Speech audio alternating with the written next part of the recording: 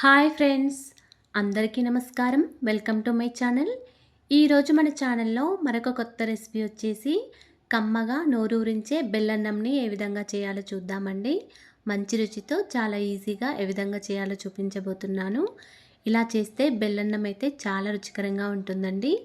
ఈ పొడి వేస్తే కూడా ఇంకా రుచికరంగా కూడా ఉంటుంది.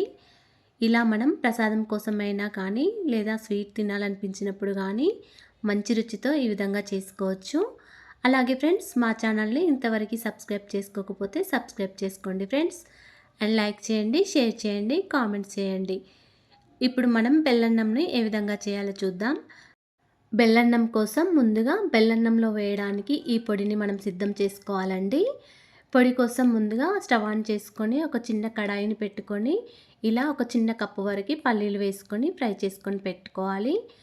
పల్లీలు వేయించుకొని ఒక ప్లేట్లోకి తీసుకొని పక్కకు పెట్టుకోవాలి.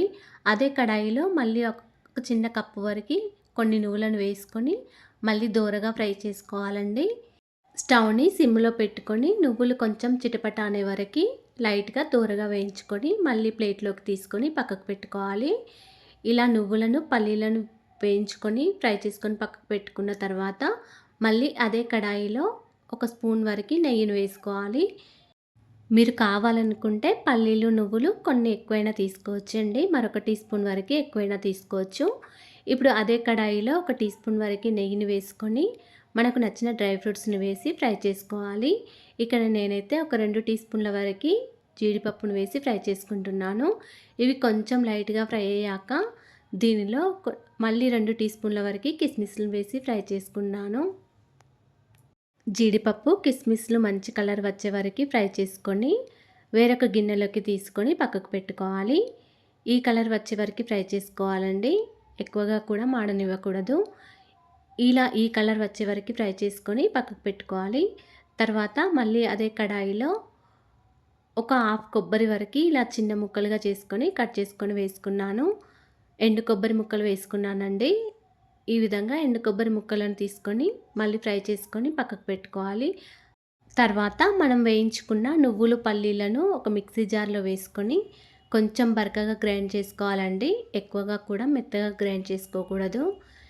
ఈ విధంగా పలుకులు ఉండేటట్టు గ్రైండ్ చేసుకోవాలి. అప్పుడే మనకి బెల్లన్నం అనేది తింటుంటే నోట్లో పంటికి తగులుతుంది, చాలా రుచికరంగా అనిపిస్తుంది. ఈ విధంగా బరకగా గ్రైండ్ చేసుకొని పక్కకు పెట్టుకోవాలి. తర్వాత ఒక కుక్కర్ తీసుకొని ఇక్కడ నేను బెల్లన్నంని కుక్కర్లో చేస్తున్నానండి. కుక్కర్లో అయితే అన్నం త్వరగా ఉడికిపోతుంది కాబట్టి బెల్లన్నం కూడా మనకి తొందరగా అయిపోతుందండి. ఈ విధంగా కుక్కర్ తీసుకొని ఒక గ్లాస్ వరకు బియ్యం తీసుకున్నాను. ఈ బియ్యం వచ్చేసి 250 గ్రామ్స్ ఉంటాయండి. ఇలా బియ్యం కుక్కర్లో వేసుకొని 1-2 సార్లు శుభ్రంగా కడుక్కోవాలి. తర్వాత దీనిలో ఒక గ్లాస్ బియ్యానికి ఒక 3 గ్లాసుల వరకు వాటర్ వేసుకున్నానండి. బెల్లన్నం చేయడానికి కొత్త బియ్యం అయితే చాలా రుచికరంగా ఉంటుందండి. ఇక్కడ నేను కొత్త బియ్యం తీసుకున్నాను. ఈ విధంగా ఒక గ్లాస్ బియ్యానికి ఒక 3 గ్లాసుల వరకు వాటర్ వేసుకొని కుక్కర్ మూత పెట్టుకొని ఒక 3 లేదా 4 విజిల్స్ వచ్చే వరకు ఉడికించుకోవాలండి. మెత్తగా ఉడికించుకోవాలి అన్నం అనేది.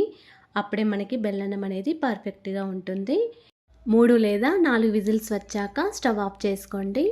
తర్వాత కుక్కర్ మూతలోని విజిల్ పైన ఉండే గాలి మొత్తం పోయే వరకు ఉంచుకొని గాలి మొత్తం తీసేసి కుక్కర్ మూత తీసేయండి. ఈ విధంగా తీసాక చూడండి ఫ్రెండ్స్, అన్నం అనేది చక్కగా ఉడికిపోయింది. ఈ విధంగా ఉడికిన తర్వాత ఒకసారి అన్నంని బాగా మెదుపుకోవాలి.